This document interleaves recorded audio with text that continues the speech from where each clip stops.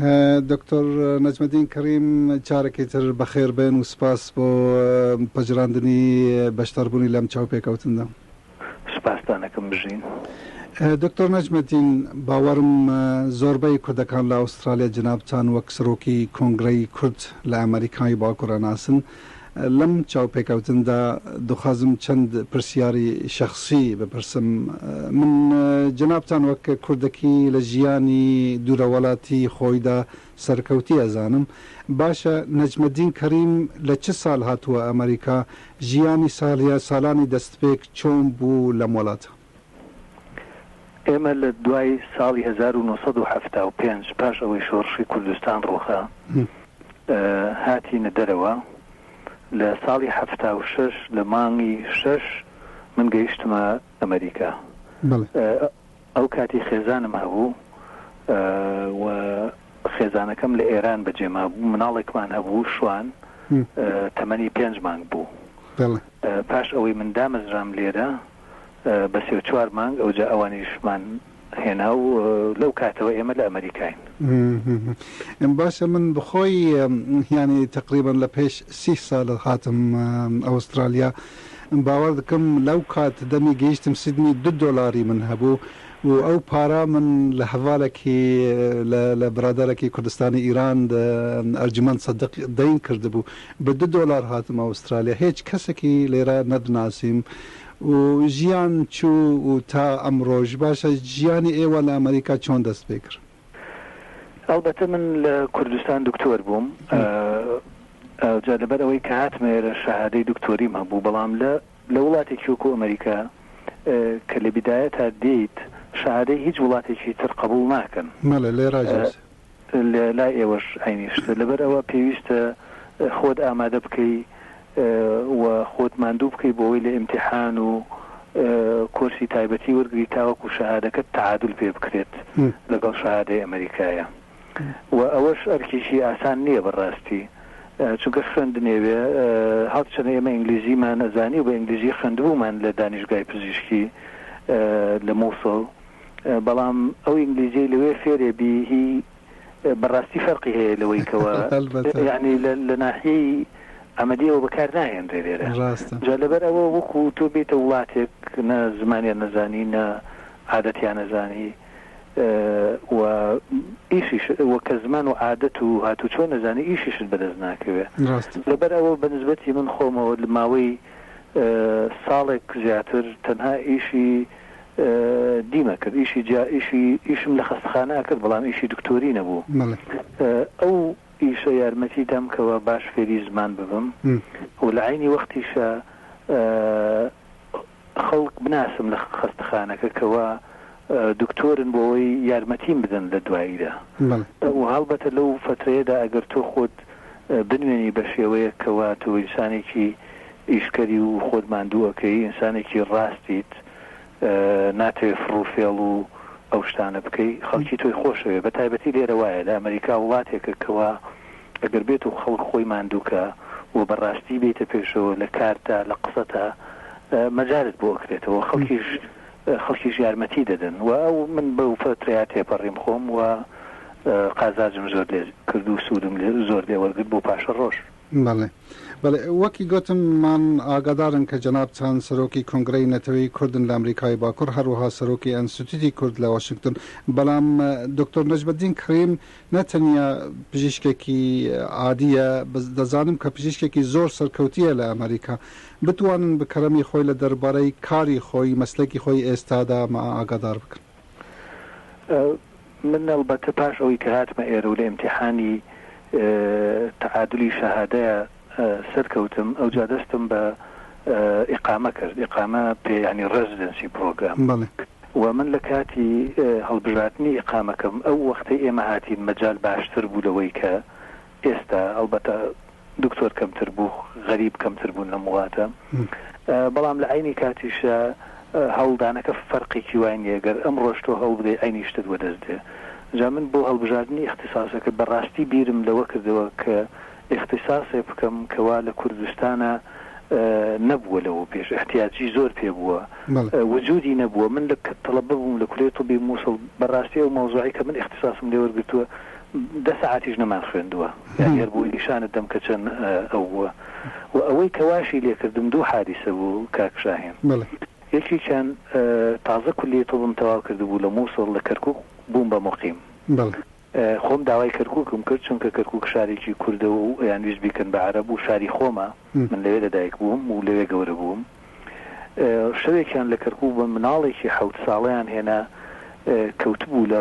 کەوتبوو خوارەوە سەری لە بەردێکی دابوو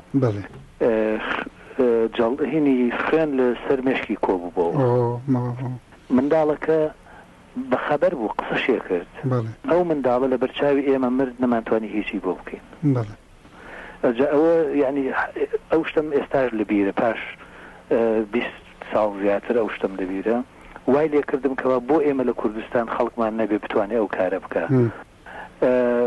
لە عینی وەختیشە هەر لە کاتی ئەو ئیقامەدا بەبیرم دەیەکیان هێنا لە خەڵکی منطقەی کفری بوو فیشەکێک لە بڕبڕەی پشتیدا بوو بە دەمانچە لێیاندا بوو بە تفانگیا دەمانچە تووشی شەلل ببوو ئەویش عینیشت لەوەیە مایەوە کەس هیچی بۆ نەکرد چونکە نەیانەزانی بۆی بکەن یعنی ئەو جەڕاحی کەوا تەدریبی منێ کرد لەوێ بەخۆشی ئەو معلوماتی نەبوو ئەدەواتی شەر نەبوو بیکەین من باسی شارێکی گەورە ئەەکەم لە عێراقا ئەو کاتە ینی کەرکووک شارێکی گەورە بوو جا لەبەر ئەوەی کە هاتمە ئێرە من اختصاصی نیورۆسەرجری مەڵبدات نیورۆسەرجری یعنی ئەو جراحەی جملەی عەسەبی مێشک و نخاعی شەوکی و فەقەرات و ئەو شتانەیە من ئەو اختصاصم هەڵبژارد و لەو اختصاصەکەمە الحەمدولillah سەرکەوتوو بووم توانیم امتحان و شتەکانی بە یەکەم جار سەرکەوم تێدا و لە عینی کاتە لە ینی بە ئاسانی ئیشم پەیدا کرد و خەڵک شارەزای من بووبوون لە کاتی ئیقامە و توانای من لەبەرەوە زۆر کەس پیان خۆش بوو ئیشان لەگەڵا بکەم هەلبەتە جەنابتان ینی مرۆڤێکی زۆر شارەزا و سەربلند بەڵام هون ناڵێن بەڵام من دەزانم کە لە ئەمریکا ینی هون وەکی اختصاسیەکی زۆر نافدارن و من پیرۆز دەکەن بۆ ئەو کەس سوپاسدانەکەم ئەو ئینسان زەحمەتە ئەو شتانە خۆی باسیکە بەڵام ئەلبەتە من لە دانیشگای جۆرج واشنگتن لەوێ وەزیفەی پرۆفیسۆریم هەیە هەرچەنە من بۆ دانیشگای هیچ ناکەم بەڵام لەوێ چین دەرس بە تەڵەبەی کولی توبووە بۆ مقیمی ئەو کەسانی کەوا ئیقامەیان لە نیورۆسەرجری ئەەکەن لە عینی وەختیشە ئێمە لەم ساڵانەی ڕابردوودا هەڵبژێرابووین بە سەرۆکی هەموو نیورۆسەرجنەکانی منطقەی واشنگتن کە ڤەرجینیا و مەریلاندیش ئەگرێتەوە و لە چەند بیمارستانێکە ئێمەیان هەڵبژاردووە بە ئەندامی ئەگزەکتیڤ کەمیتی و ئێستا لە بیمارستانێک کە خۆم تقریبا 8 ساڵە ڕئیسی قسمی نیورۆسەرجریم پێڵن پرنس جۆرجس هاسپیتال ئێستا داوایان لێ کردووم کەوە بە پرێزیدنتی مێدیکال ستاف کە زیاد لە 1400 دکتۆری تایەکەوە من قبول بکەم بم بە ڕئیسی پێڵن مێدیکال ستاف بەڵێ فەرموو طبعا لە زۆر ڕێکخراوی کە پەیوەندی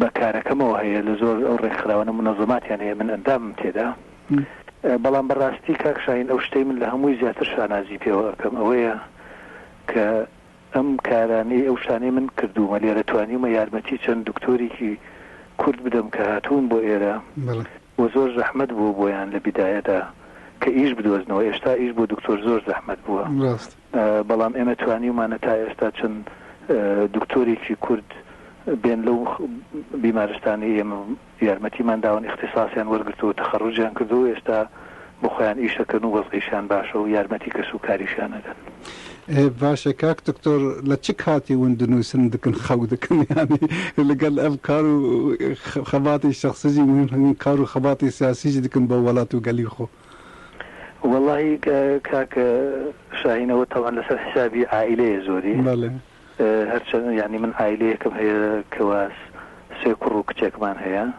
حەزەکەم زیاتر وەخت بەیەکەوە بەرینە سەر زیاتر بچین بۆ دەرەوە و بۆ ئەملا بەڵام ئەو شتانە کەمترە بەڵام لە عینی وەختیشا واجبێکی سەرشانە ئینسان شعورەکە ئەو میلەتە ئێمە کوڕی ئەو میلەتین لەبەرەوە ئەبێ شتێک بدەینەوە بەو میلەتی خۆمان بە هەرچی جۆرێ بێ تر چ لە ناحیە ئینسانیەوە بێت چ لە ناحیە سیاسیەوە بێ بە هەرچی جۆرێک بێ ئینسانە بێ هەوڵی بۆ بدا و یارمەتی بدات. هەلبەتە سەرکەوتنی جەنابتان جێگای سەربلندیە بۆمە هەمویان وان پیرۆز دەکەن بەڵام تشتێکی بڵێم من ناخوازم بۆ ئەو چاوپێکەوتن سیاسی و سیاست ونم بەڵام بەداخەوە هیوای جەنابتان کە ئەو اختصاص بکەن جارێکتن بچۆن بڕۆن کوردستان بە جێگان نەهات هیوادارم ڕۆژێکی بتوانە بن بڕۆن کوردستان و لوژی خەباتێکی بۆ گەلی خۆ بکەن. سپاسدانەکەن ئینشاءڵڵا ئێمەش بەو هیواوەین و ئەگەر بێت و ئەم شەڕی ناو کوردستانی باشوور نمێنێت ئێمە هەوڵ ئەدەین بەڵکو قسمێکی نیورۆسەرجری لیان لە خەستەخانەی هەولێر یان سلێمانی یان لە دهۆک داینین بۆ ئەوەی ئەو دکتۆرانی کە لەوێن ئەوانیش فێر بن ئەم کارەی ئێمە بکەن بۆی بتوان یارمەتی ئەو خەڵکە بدەن لەوێ. بەداخوازی یەزدان بەر ئەم چاوپێکەوتن بداوینم دخوازم بپرسم پێشنیاری و ئامۆژگاری جەنابتان بۆ جوانانی کورد لە ئەوسترالیا چینە کاک دکتۆر؟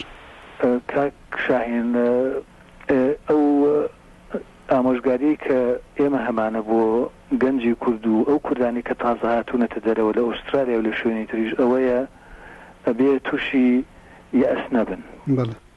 تووشی یەئەس نەبن لەبەر ئەوەی 6 مانگی یەکەم ساڵی یەکەم ئەو شتێکە خۆیانەوێ بەدەستیان ناکەوێت. وەکو باسم کرد ئێمە هەموو بەوەیە تێپەڕین من لە ساڵی زیاتر ئیشی دکتۆریم نەکرد بەڵام ئینسان ئەگەر بەردەوام بێ و خۆی ماندوو بکە و بیر لە میلەتەکەی بکاتەوە تۆ بیر لەوە بکەرەوە کە ئەگەڕێیتەوە وڵات ئەجا کەوت بەو جۆرە بیرت کردەوە ئەتەوێت کە چوویتە وڵاتی خۆت بە زیاتر بڕۆیتە وڵاتی خۆت نەک وەکو خۆریا کەمتر کە هاتوویتە دەرەوە. طبعا ئەوە واد لێ ئەکا کە هەوڵ بدەیت اختصاص بێنیت ئیش بکەیت بخوێنیت بۆ ئەوەی پێشکەویت و ئەو کەسی هەوڵ بدا بەڕاستی و کۆشش بدا بەرهەمی ئەبینێت و سەر ئەکەوێ و بێ بەسەر بەرزی بۆ خۆشی بۆ میلەتەکەشی. کاک دکتۆر نەجمەدین کەریم جارێکی تر زۆر سپاس و هیوادارم بێتر لە ژیانی خوا دەسەرکەوتی بن و هەر هەبن. بەژی زۆر سپاس کاک ژاین.